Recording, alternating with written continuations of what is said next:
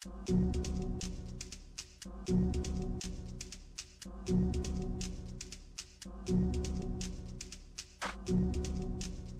this is Dan Ritchie again, and I'm going to be showing you some of the new features in Howler 8. Let me start with the tablet. The first thing you might notice is that the tablet is now pressure sensitive by default. Normally you would enable that by pressing the button there or on the brush settings panel, the pressure size sensitivity, but that is turned on by default now, and that's just a little time saver we wanted to add in there. Some of the big changes we're making in Howler 8 is how brushes are handled with the effects channel. This lets you do some things such as emboss and some watercolor modes and that sort of thing. The first thing you might notice if you use some of the older versions of the program is that now you can use the effects channel with any brush type, say the anti-alias pen there, or if you had a custom brush. Let me build a custom brush here using this tool. This will just be a little brush shape there, and as you can see now the effects channel is working with every brush type I've used, including internal brushes, custom brushes, and the anti-alias pen. Another thing you might notice is there are a number of new options here. Not only is the gel mode that I'm using here new, but also there's the gouache mode, which is similar to watercolors. However, it paints in just two colors, whereas the watercolor mode lets you blend colors just like we've always been able to do.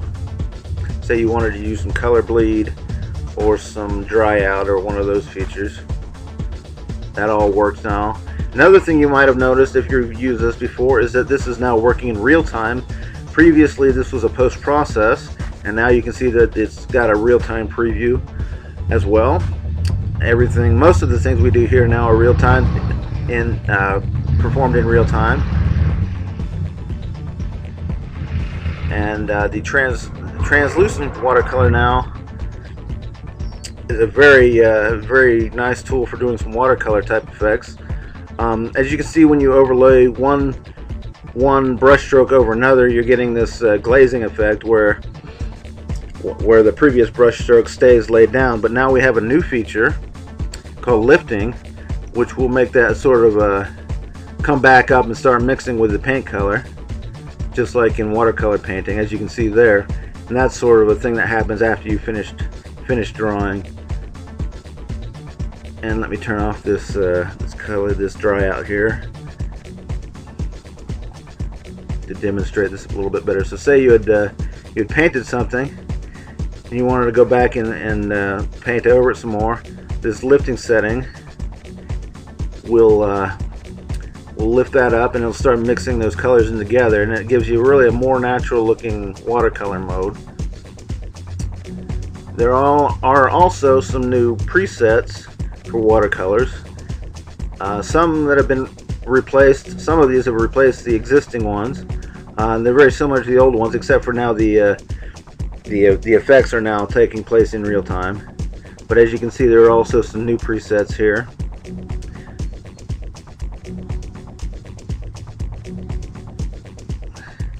And a lot of these now work with pressure sensitivity as well. You can tell which ones work with pressure sensitivity by looking at the icons on here. As you can see, they get smaller at the ends. And if you have a brush that you like but you want to use with pressure sensitivity, by the way, all you have to do usually is that's implemented as a custom brush is go here and allow custom brush transforms, and that will make it into a brush that allows pressure and that sort of thing. There is also, well, the impasto and gel modes now have a new parameter, and that is you can use negative values for painting with. This will be great for doing battle scoring and that kind of thing with tech for modeling, making 3D models and that kind of thing. Say you had some of these grime set brushes we have in here somewhere. I believe there's some in the favorites folder. Here we go, Grime Blast. And all you have to do to make this use the effects now is just click on the effect that you want. It'll automatically be enabled. So I'm going to go to that gel setting there, and I'll make that a negative value. As you can see, you can get kind of an engraved look using that now. The watercolor. There are also some new watercolor possibilities using the edge level and the amount of pigment as well. So let me select another one of these watercolor brushes and demonstrate that.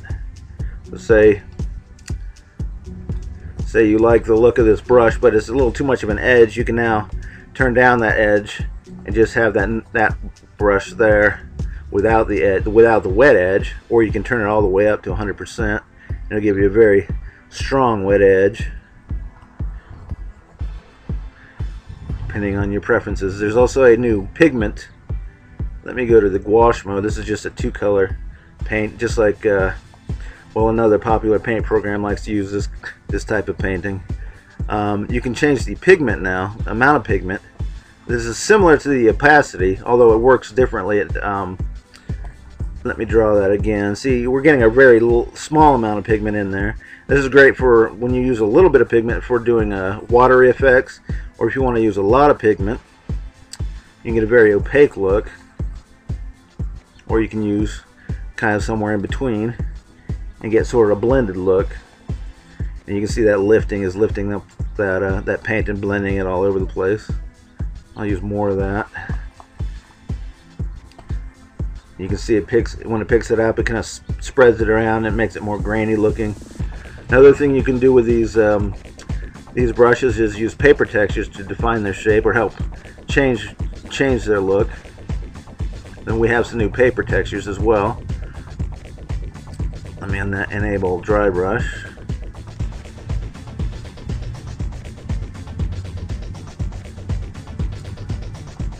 As you can see, that really drastically affects our brush.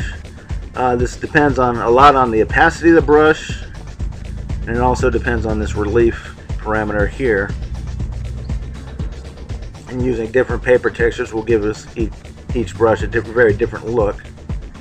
And as always, once you've got a brush that you really like to using, all you have to do is go to the media browser, hit this pencil looking thing that says save media, type in a name, and you have that saved, so you don't ever have to work with that again. You just go in here and select the one you want.